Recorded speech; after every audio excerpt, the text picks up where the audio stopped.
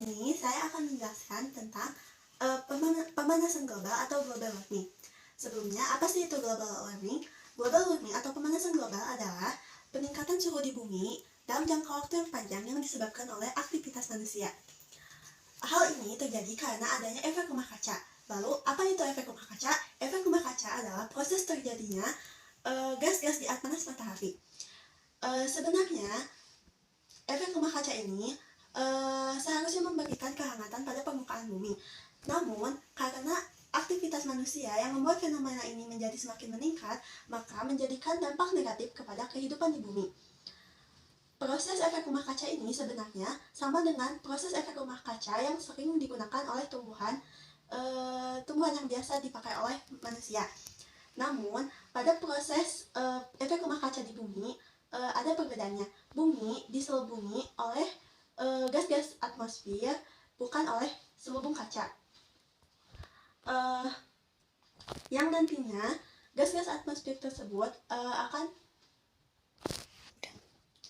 bumi ditutupi oleh gas-gas yang disebut dengan atmosfer, sehingga radiasi matahari yang masuk ke bumi, ada sebagian yang masuk ke permukaan bumi dan ada sebagian lagi yang dipantulkan kembali oleh atmosfer di bumi. Radiasi matahari yang masuk ke permukaan bumi akan diserap dan menjadikan permukaan bumi menjadi hangat, sedangkan sebagian radiasi matahari akan menjadi radiasi inframerah yang nantinya akan dipantulkan kembali ke atmosfer. Dan saat ke atmosfer, ada yang dapat melewati atmosfer dan ada pula yang dipantulkan kembali oleh atmosfer ke bumi. Radiasi inframerah yang terjebak di bumi akan disebabkan oleh adanya gas rumah kaca. Siklus penyerapan dan pemantulan ini terjadi secara berulang, sehingga suhu permukaan di bumi semakin meningkat. Jadi, sebenarnya gas efek rumah kaca ini secara alami telah ada di bumi. Namun, karena aktivitas manusia yang meningkatkan efek rumah kaca ini, maka menjadikan suhu di permukaan bumi semakin meningkat. Lalu, apa itu gas rumah kaca? Gas rumah kaca adalah gas yang dapat menahan panas di atmosfer. Gas rumah kaca ini terdiri dari, yang pertama adalah uap air.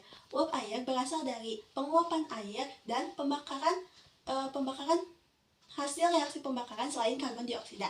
Yang kedua, karbon dioksida. Karbon dioksida atau Yang kedua ada karbon dioksida atau CO2.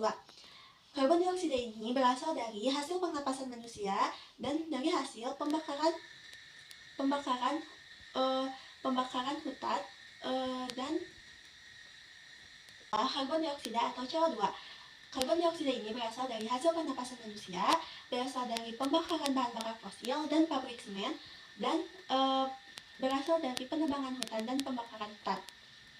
Yang ketiga adalah metana atau CH4 yang berasal dari dekomposisi tumbuhan yang mati, bakteri dalam tanah. Ketiga ada metana atau CH4.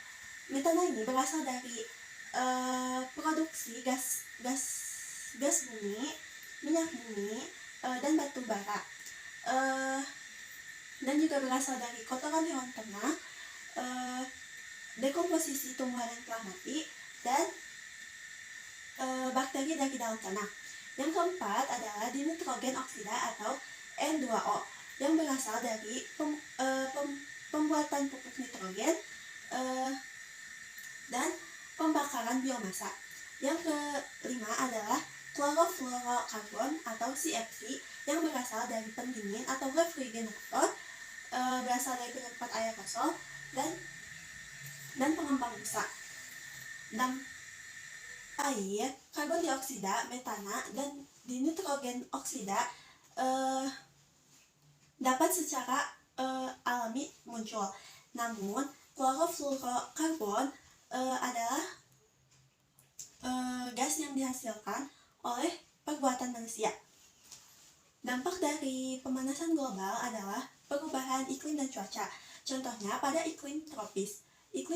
tropis mengalami musim musim kemarau yang lebih panjang dan musim hujan yang tidak teratur atau tidak dapat diprediksi. Yang kedua,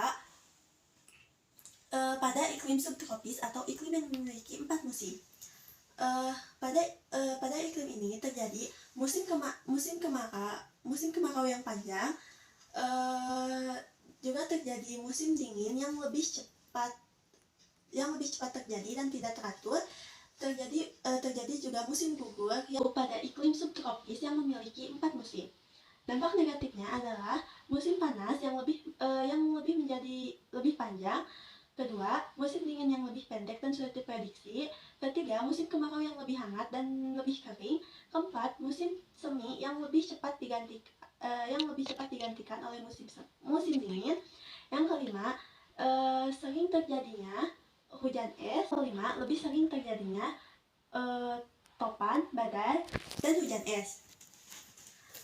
Yang kedua, dampak kedua adalah adanya kenaikan permukaan air laut. NASA telah menginformasikan bahwa es di bumi telah mencair sekitar 146 gigaton per tahun. Hal ini disebabkan karena perubahan iklim dan cuaca yang tidak teratur yang menyebabkan es di kutub utara lebih cepat mencair dan hasil dari es yang mencair tersebut akan menjadi air laut yang nantinya akan membuat permukaan air laut semakin perubahan cuaca dan iklim di bumi membuat bumi menjadi lebih hangat. Akibatnya es di bumi menjadi mencair dan jumlah es di bumi menjadi berkurang, sehingga es tersebut akan menjadi air yang menyatu dengan air laut yang nantinya akan membuat permukaan air menjadi lebih naik. Apabila permukaan air laut terus naik, maka dataran